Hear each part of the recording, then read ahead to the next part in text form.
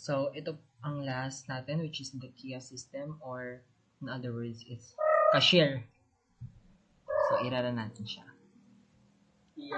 So, ayan, makikita nyo na sobrang colorful niya. And then, mag-a-add tayo ng order. Add order. Hindi pa, no? Add order. Ay, mali. So, add menu muna pala. Add to order agad tayo. So, let's say, ang menu item natin is chicken fried. Charis. Fried chicken. Fried chicken. Then, click natin itong okay. Then, let's say, ang fried chicken is nagkakahalaga ng 48 pesos. Kasi sa Chicken Star, 48 pesos yung maanghang. Then, yan. Yung added na. And then, isa pa, mag-add tayo ng drinks. Let's say, Coke. Then, ang Coke is 15 pesos. And then, yun yung item added. So, ayan, makikita nyo yan dito. And then, add menu ulit tayo. And then, sabihin natin, gusto natin ng dessert. Let's say, leche flan. Oh my god, I love leche flan.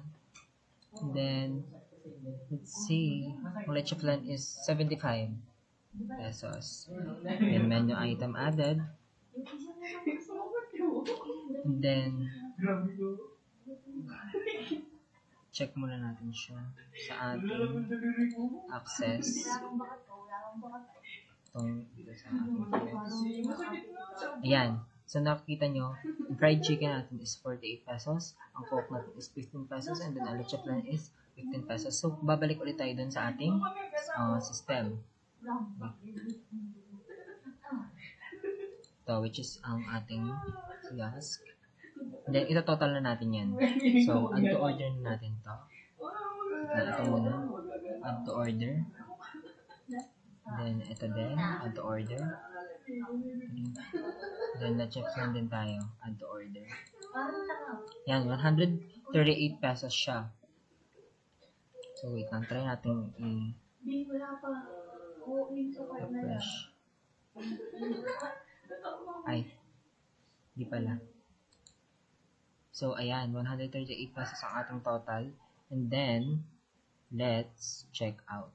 So, amount paid muna pala tayo, no?